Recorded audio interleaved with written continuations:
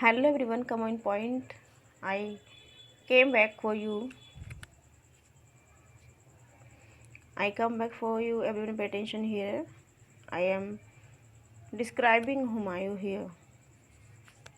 हुमायूं के बारे में पढ़ चुके काफ़ी सारे उन्होंने मिलिट्री कैंपेन किए थे, उसके बारे में अब लास्ट पॉइंट है जो कि लिखा हुआ 1540 में हुमायूं ने अपने भाई हिंदार और अस्करी की सहायता के लिए बेलग्राम कन्नौज को जीतना चाहा। हुमायूं की इस युद्ध में असफलता के बाद शेरशाह सूरी, जिनको शेर खां कहा गया, शेर सरलता से आगरा और दिल्ली पर अधिकार कर लिया। किसने कर दिया? तो शेरशाह सूरी ने कर लिया।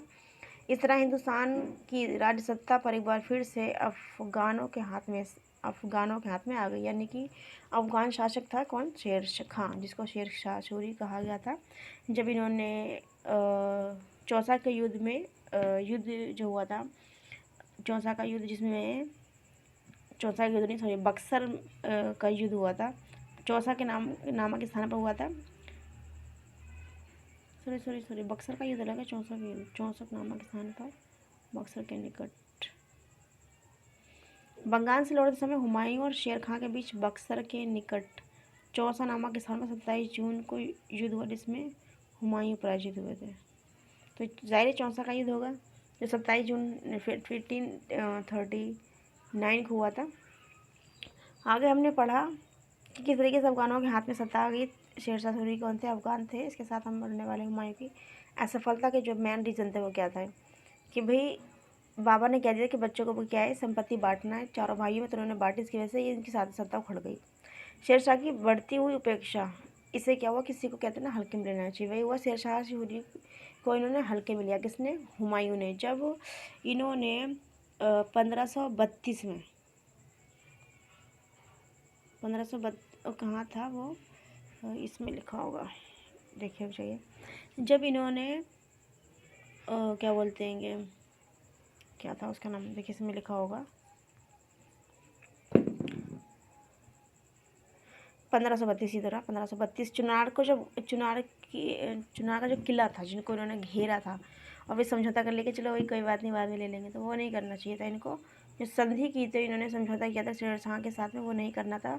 उसी टाइम उस पर कब्जा कर लेना था। इसकी वजह से इनकी जो शासन सत्ता जी आगे ज़्यादा बिल्ड नहीं कर सकी, आगे स्ट्रॉन्ग पॉइंट नहीं बना सकी।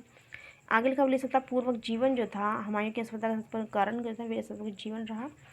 और कहा गया जो विलासिता में ज़्यादा क्या करते थे, बिजी रहा करते थे। शत्रु पक्ष को सैनिक तैयारी पूरी कर लेने का समय दे दिया करते थे ये।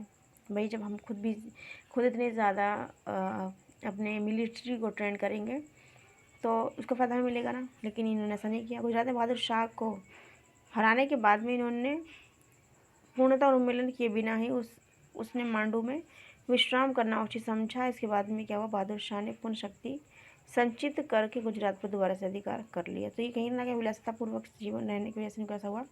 हुमायूं की दुर्बलता के बारे में एक लेन पुल का पूछा जाता है किसने क्या लिखा, तो लेन पुल ने क्या लिखा हुआ है कि हुमायूं की सफलता का मुख्य जो कारण था उनकी सुंदर और परंतु विवेकहीन दयालुता। भाई किसी पर तरस खाओ लेकिन एक रीजनेबल तरीके से ना।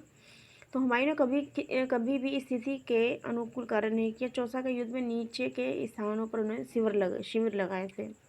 लेकिन जब हमने यहाँ पढ़ा था ना कि 1540 में एक युद्ध हुआ था कन्नौज के बिलग्राम में, ठीक है। कन्नौज बिलग्राम में जब युद्ध हुआ था तो इन्होंने क्या करा कि जहाँ पर से इनको लर्निंग लेना चाहिए थी, जो कि हुआ था कहाँ पर कि इन्होंने शिविर लगाए थे चौसा के युद्ध में नीचे के स्थान पर। वहाँ पानी भर गया, जिससे ये पानी भरने की वजह से इनकी मिलिट्री जो थी परेशान हो गई, वो युद्ध नहीं लड़ पाई। लेकिन इन्होंने क्या करा, जो बिलग्राम में जो युद्ध हुआ था कन्नौज के अंदर, उन्होंने 1540 में उन्होंने वहाँ पर भी यही वाली सेम मिस्टेक जो है दोबारा से रिपीट कर दी, जिसकी वजह से ये चौसा का हुमायूं वो जो कन्नौज का युद्ध था वो भी हार गए और आगे इनको काफ़ी सारी परेशानी का सामना करना पड़ा।